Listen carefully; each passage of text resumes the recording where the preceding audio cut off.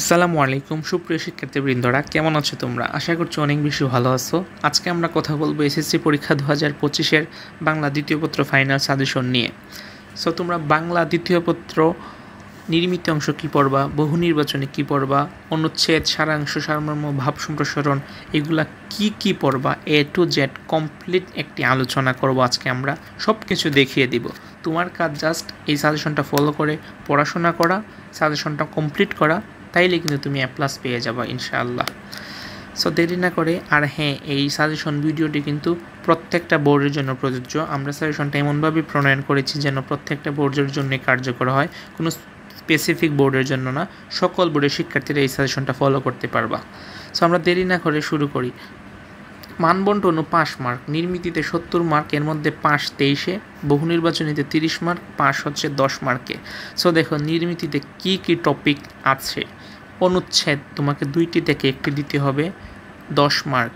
সারাংশ বা সারমর্ম 2টি, সারাংশ থেকে 1টি, সারমর্ম থেকে 1টি, 2টি থেকে 1টি দিতে হবে।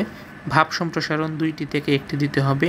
চিঠিপত্র, আবেদনপত্র, সংবাদপত্র 2টি থেকে 1টি দিতে হবে। এখানে বেশিরভাগ ক্ষেত্রে সংবাদপত্র দেয় আর চিঠিপত্র দেয়। সংবাদপত্র একটা দিবেই মাস্ট, আর আবেদন আর চিঠির থেকে একটা দিবে। সো চিঠি থেকেই বেশি দেয়। এই 2টা থেকে একটা আনসার করতে হবে।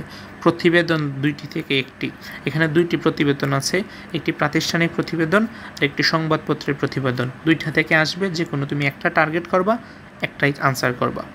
তারপর হচ্ছে প্রবন্ধ রচনা, 3টি থেকে 1টি দিতে হবে, 20 মার্ক।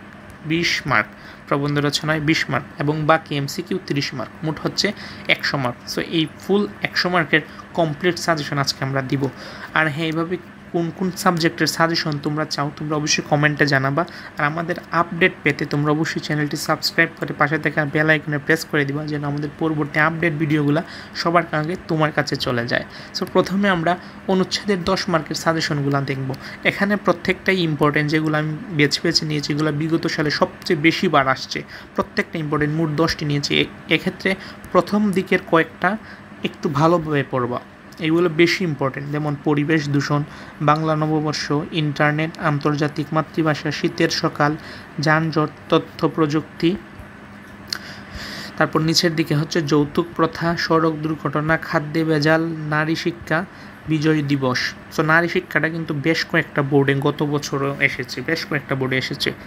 সো এই 10টা অনুচ্ছেদ তোমরা যদি পড়ো, আশা করছি যে 1-2টাও কমন পেয়ে যাবে। আমি বিশেষ করে যে 2টাও কমন পেয়ে যেতে পারো, কিন্তু তোমাদের একটা পেলেই হয়, একটা অবশ্যই পাবা, একটা অবশ্যই তুমি পাবা কমন। 2টাও পেয়ে যেতে পারো ভাগ্য ভালো হলে। উপরের দিকগুলো একটু বেশি ভালোভাবে পড়বা।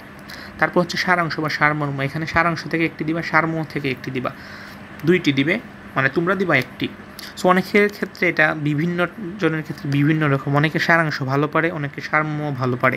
আমি বলবো তুমি যেটা ভালো পারো সেটা থেকে আনসার করবা, যে কোনো একটা টার্গেট করো। সারাংশ টার্গেট করলে সারাংশ, সারমর্ম টার্গেট করলে সারমর্ম। সো তবে আমি যখন পরীক্ষা দিয়েছি তখন আমি বেশিরভাগ ক্ষেত্রে সবসময়ই সারাংশটা টার্গেট করেছি, এবং বেশিরভাগ স্টুডেন্টই আমি মনে করি এইটাই টার্গেট করে। কারণ অনেকে সারমর্মের কবিতাটা থাকে, তো কবিতার কনসেপ্টটা ভালোভাবে বুঝে না। কবিতার কনসেপ্ট না বুঝলে তো সারমর্মটা লেখা যায় না। এক্ষেত্রে সারাংশের ক্ষেত্রে অনেক উপকারিতা হয়, যেহেতু এটা মানে গদ্যাংশের লাইন থাকে। সো এটা আমরা বুঝে পড়ে নিতে পারি সহজে, যেটা সারমর্মের ক্ষেত্রে হয় না। অনেকে আবার কবিতা প্রেমী আছো, কবিতা পড়তে ভালো লাগে, কবিতার ভাষা বুঝে, তাদের ক্ষেত্রে সারমর্মটা প্রিফার করি, কিন্তু বেশিরভাগ ক্ষেত্রে আমি সারাংশটাই প্রিফার করব। সো সারাংশের ক্ষেত্রে দেখো, আমি জাস্ট প্রথম লাইনগুলো লিখে ফেলছি বোঝার জন্য। মানুষ সৃষ্টির শ্রেষ্ঠ প্রাণী, শ্রমকে শ্রদ্ধার সঙ্গে গ্রহণ করো, মানুষের মূল্যকতা, জাতিকে শক্তিশালী, কিসে হয় মর্যাদা, বিদ্যা মানুষের মূল্যবান সম্পদ, অভ্যাস ভয়ানক জিনিস, জীবনকে সুন্দর করতে চাও, অপরের জন্য তোমার প্রাণ দাও। সারমর্ম, সার্থক জন্ম আমার জন্মেছি এদেশে, বসুমতী কেন তুমি এত কৃপণা, পরের কারণে স্বার্থ দিয়া বলি, সাত দীনতা স্পর্শমণি, কোথায় স্বর্গ কোথায় নরক, দৈন্য যদি আসে আসুক, পরের মুখে শেখা বলি, পাখির মতো কেন শৈশবে সদুপথে যাহার না রুচা, আসিতেছে শুভদিন, দণ্ডিতের সাথে মহা অপরাধী হবে তুমি তার কাছে। সো এইগুলো কিন্তু প্রত্যেকটা তোমাদের গাইডে আনসার পেয়ে যাবে, বইয়েও অনেকগুলো আছে, এবং এগুলো যাই নিছি আমি প্রত্যেকটা কিন্তু সবচেয়ে বেশিবার বিগত সালের বোর্ডে আসছে। তারপর হচ্ছে ভাব সম্প্রসারণ, এখানে 10 মার্ক, 2টার মধ্যে একটা দিতে হবে। যেগুলো আমি দিছি এইগুলো পড়লেই 100% তোমাদের কমন পেয়ে যাবে ইনশাআল্লাহ।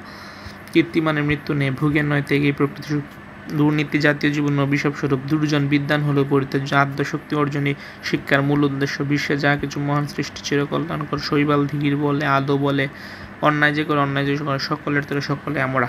সো যারা মনে করতেছে এই সাজেশনটা তোমার কাছে একটু বড় লাগতেছে, তাদেরকে আমি বলবো যে সম্পূর্ণটা যদি নাও ভালোভাবে পড়ো, প্রথম যে 4টা থেকে 5টা আছে এগুলা ভালোভাবে পড়ে যাও, কারণ প্রথম দিকেরগুলা মোস্ট ইম্পর্টেন্ট, সবচেয়ে বেশিবার ইম্পর্টেন্ট, এবং এগুলা পড়লে আমি আশা করি যে তোমাদের কভার হয়ে যাবে, এগুলা পড়লেই কভার হয়ে যাবে ইনশাল্লাহ। তারপরে দেখো চিঠিপত্র আবেদনপত্র থেকে কি দিছে, সব শিক্ষা সফরের অভিজ্ঞতা বর্ণনা দিয়ে পত্র, ঐতিহাসিক স্থানে বর্ণনা দিয়ে পত্র, বই পড়া সম্পর্কে বন্ধুর কাছে পত্র, কম্পিউটার শিক্ষার বন্ধুর কাছে পত্র, এগুলো হচ্ছে চিঠিপত্র মূলত। তারপরে এসএসসির পর তোমার পরিকল্পনা প্রসঙ্গে বন্ধুর কাছে পত্র, এটা মোস্ট ইম্পর্ট্যান্ট। দ্রব্যমূল্য উন্নয়নের সংবাদপত্র, বিদ্যুৎ বিলের সংবাদপত্র, সড়ক দুর্ঘটনা সংবাদপত্র যেগুলো দিচ্ছে না, আমি যেগুলো নিচ্ছি এগুলোর মধ্যে থেকে আসবে, এর বাইরে থেকে একটাও দিবে না, এইগুলা থেকে প্রত্যেকটা বোর্ডেই এগুলার ভিতরেই, এছাড়া এর বাইরে থেকে কোনো সংবাদপত্র আসবে না না না। প্রতিবেদন 10 মার্ক, মাতৃভাষা দিবস, স্বাধীনতা দিবস, শোক দিবস, 3টার বিবরণে প্রতিবেদন তৈরি করা, আলাদা আলাদা কোয়েশ্চেন আসবে এগুলো থেকে, মানে মাতৃভাষা দিবসের একটা, স্বাধীনতা দিবসের একটা, শোক দিবসের একটা, অর্থাৎ আমি একটার মধ্যে 3টি ঢুকিয়ে দিয়েছি আর কি। বিদ্যালয়ের বার্ষিক সাংস্কৃতিক অনুষ্ঠান বা বিদায় অনুষ্ঠানের বিবরণ তুলে ধরে শিক্ষক বরাবর প্রতিবেদন, সড়ক দুর্ঘটনা বর্ণনা দিয়ে প্রতিবেদন, খাদ্যে ভেজাল ও তার প্রতিঘাত নিয়ে সংবাদ প্রতিবেদন, রুখতে হবে জঙ্গিবাদ সংবাদ প্রতিবেদন, মাদককে না বলুন সংবাদ প্রতিবেদন, নিত্য প্রয়োজনীয় দ্রব্যের বৃদ্ধির জন্য একটা সংবাদ প্রতিবেদন। সো সবচেয়ে ইম্পর্টেন্ট যে জিনিসটা, প্রবন্ধ রচনা, 20 মার্কের অনেক বড় রচনা। সো এখান থেকে কিন্তু তোমাদের মানে একটু ইজি, কারণ 3টা থেকে তো একটা দিতে হবে, সো একটা কমন পড়লেই হয়। আমি মনে করি এই যে উপরে যে 3টা দেখতেছো না, এইগুলার 3টার থেকে ভাগ্য ভালো হলে এখান থেকে 2টা কমন পড়তে পারে, আর একটা কমন পড়বেই মাস্ট। মানব কল্যাণে বিজ্ঞান, কৃষিকাজে বিজ্ঞান, স্বদেশপ্রেম, 3টাই most most most most important. তারপর প্রত্যেক বোর্ডেই দেখবা মাদকাসক্তি থেকে একটা কোয়েশ্চেন আসে, মানে একটা রচনা দেই মাস্ট, মাদকাসক্তি, কম্পিউটার থেকে দেয়, সংবাদপত্র থেকে দেয়, বাংলাদেশের বেকার সমস্যা ও সমাধান।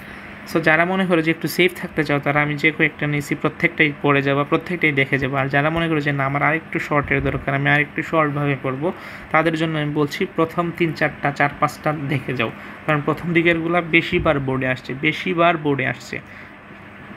সো প্রথম দিকেরগুলো দেখলে আমি মনে করি যে 90% সম্ভাবনা কমন পড়ে যাবে। আর যারা 100% একদম চাও, তারা সবগুলাই মোটামুটি দেখে যাবে। প্রথম দিকেরগুলো বেশি গুরুত্ব দিয়ে দেখবে, এবং নিচের দিকেরগুলো অ্যাটলিস্ট ভালোভাবে না পড়লেও একটু কনসেপ্টটা মাথায় রেখে যাবা, মানে 1-2বার পড়ে যাবা আর কি, এটাই। তারপর হচ্ছে আন্তর্জাতিক মাতৃভাষা দিবস, শহীদ দিবস, 21-এর চেতনা, এটা কিন্তু 2ভাবে আসতে পারে। হ্যাঁ, মাতৃভাষা দিবস একটা, শহীদ দিবস 21-এর চেতনা আরেকটা, 2টা টাইটেল দিয়ে আসতে পারে। পরিবেশ দূষণ ও তার প্রতিকার, সেটা হচ্ছে মূলত নির্মিত অংশের 70 মার্কের সাজেশন। এখন আমরা দেখব নৈর্ব্যক্তিক সাজেশন। নৈর্ব্যক্তিক সাজেশনের ক্ষেত্রে কি, প্রথমে বইটা পড়বা, মেইন বুকটা আন্ডারলাইন করে, মোস্ট ইম্পর্টেন্ট যেগুলো লাইন তোমরা পড়লেই বুঝে যাবা। তারপর সবচেয়ে ইম্পর্টেন্ট যে জিনিসগুলো এইগুলা, গাইড পড়বা, যে গাইড ইউজ করো না করো, সাপ্লিমেন্ট সলভ করবা, মডেল টেস্টে পরীক্ষা দিবা। অনেকে কোচিংয়ে দৌড়ে গিয়ে পরীক্ষা দেয়।